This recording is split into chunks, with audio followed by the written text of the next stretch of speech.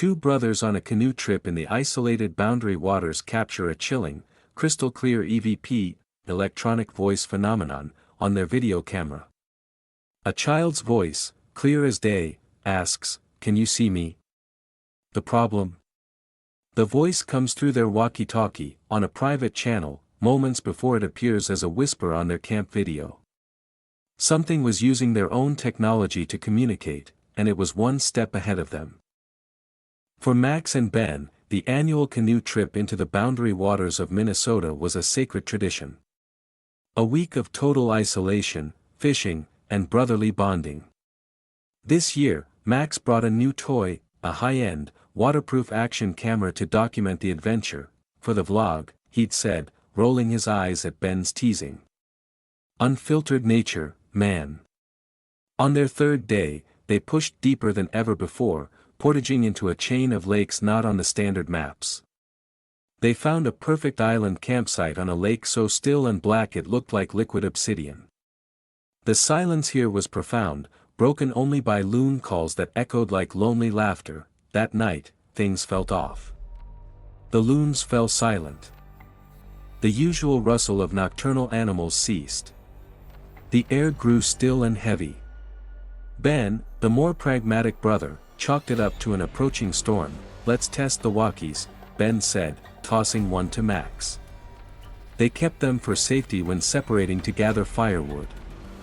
Channel 4, subcode 21. No one for 50 miles will be on it. Max clicked the button. Testing, testing. Brother number 1 to brother number 2. "Come in, you overcautious worrywart." Ben's radio crackled with Max's voice. "Loud and clear, you amateur vlogger." They set up camp.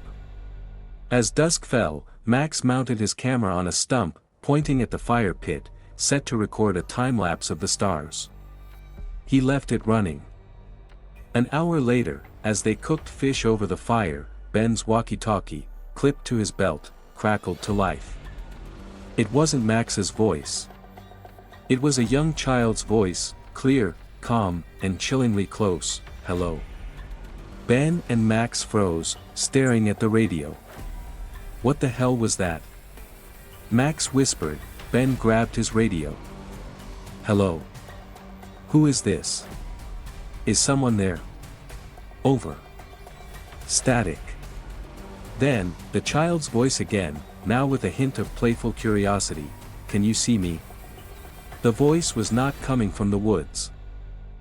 It was emanating cleanly from the speaker of Ben's handheld device. On their private, secured channel, panic shot through them.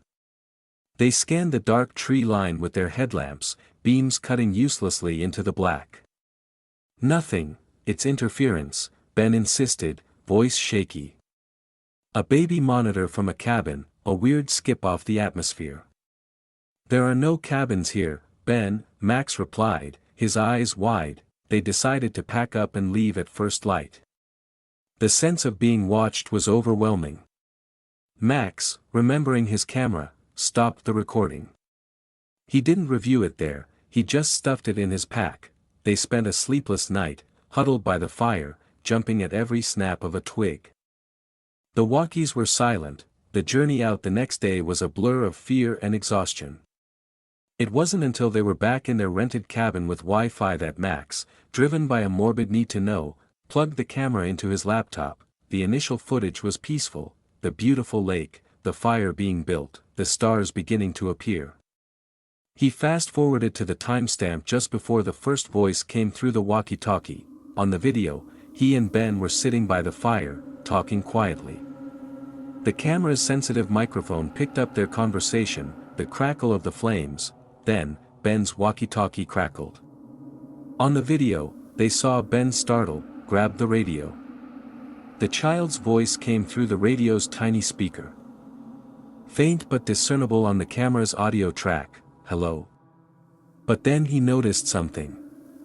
He turned the volume all the way up. In the 2 seconds of silence before the radio crackled on the video, his camera's microphone had picked up another sound. A faint, whispered breath of a voice, seeming to come from right beside the camera on the stump. A whisper that said, "Hello." It was the same child's voice. But it had been captured by the camera a full 2 seconds before it transmitted through their secured radio channel. Max felt a chill. There it was. The entity hadn't been responding to them through the walkie-talkie. It had been practicing. It had whispered the question into the night, then, somehow, hijacked their private frequency to deliver it more clearly. Trembling, Max kept watching. The video showed their terrified reaction, Ben speaking into the radio. Then, after Ben's transmission, the child's second question came through the walkie. "Can you see me?" Again, Max listened to the ambient audio just before the radio transmission. And again, there it was, a ghostly pre-echo, a whisper from the darkness near the camera, a fraction of a second before the radio broadcasted. "See me?" The thing had been there, right beside the camera, whispering its questions into the dark. Only after whispering them did it somehow upload them onto their walkie-talkie signal, but the true horror was in the video's visuals. During that second whisper, Max, for the first time, looked away from the fire and directly at the camera. His face was lit by the flames. And reflected in the wide, dark pupils of Max's own eyes, in the firelight, the camera captured a tiny, distorted, but unmistakable image. Standing behind the camera stump, leaning over it, was the pale, blurred form of a small child. It had been there the whole time. It had whispered into the microphone. It had watched them. And it had used their own technology to ask the one question that now haunted Max's every night. "Can you see me?" They had the proof on tape. They had captured a ghost, not as a blurry figure in the woods, but as a data stream haunting, a logical and technological predator. It wasn't just in the forest, it was in their signal, in their frequency, one step ahead of their perception. Max never posted the vlog. He keeps the file, and the 2 walkie-talkies, in a locked box. The walkies, he's discovered, no longer need batteries. Sometimes, in the dead of night, they will both light up with a green static charge at the same time, and a faint, whispering giggle will emanate from both speakers simultaneously, no matter how far apart he separates them. The child, it seems, is still on their private channel. And it's still asking questions. A park ranger, doing a routine check on a long-abandoned backcountry ranger station, sets his helmet cam to record. The footage shows him exploring the decaying building, finding nothing. But when reviewed later, the video reveals a chilling detail: in every reflective surface, a dusty window, an old glass coffee pot, a brass button on his own uniform, a different, distorted face is peering out, watching him. And they are all mouths open, silently screaming. Ranger Alex Kincaid knew the Olympic National Park like the back of his hand. But the old Foxtrot station, decommissioned in the 1970s and a 2-day hike from the nearest trail, was a place he'd only visited once before. It was his annual deep check, a solo trek to ensure the structure wasn't becoming a hazard or a shelter for squatters. This year, regulations required he wear and activate his department-issued helmet camera for the entire inspection. Liability, his supervisor had shrugged. The hike-in was somber. The old-growth forest here was dense, damp, and quiet. Foxtrot Station appeared like a ghost ship in a green sea, a single-room log cabin with a sagging porch, its windows boarded up decades ago. Alex pried the boards off the front door with a crowbar, the screech of nails unnaturally loud. Inside, time had stood still under a thick layer of dust and the smell of decay. A metal desk was piled with mildewed logbooks from the 60s. A rusted wood stove sat cold. In one corner lay a neatly made, rotting cot, as if the last ranger had just stepped out. Ranger Kincaid, commencing inspection of Foxtrot Station, 10:47 a.m., he narrated for the helmet cam. He moved methodically, checking the structural integrity of the logs, the roof beams. The camera on his forehead captured his point of view, the sweep of his flashlight beam over dust motes, his hands testing a floorboard. Everything was quiet. Still, and empty. He felt a profound, uneasy loneliness, the kind that seeped into your bones. He found no signs of animals, no evidence of human trespass. Just decay. His only curious find was on the desk. Beneath the logbooks was a single, faded photograph. A group of 5 rangers from the 1960s, smiling in front of the then pristine station. Someone had taken a ballpoint pen and scribbled dark, angry X's over all their faces. On the back, in shaky cursive, was written, "They never left the mirror." Alex shrugged it off as an old, creepy prank. He completed his inspection, nailed the boards back over the door, and began the long hike home, relieved to be out of that silent, oppressive place. It was a week later, back at the main ranger station, that he had to upload and file the helmet cam footage. He skimmed through it quickly, fast-forwarding through the long hike, the entry, the inspection. It was exactly as he remembered, boring, dusty, uneventful. He was about to archive it when a notification popped up on his editing software, multiple motion detections flagged. That was odd.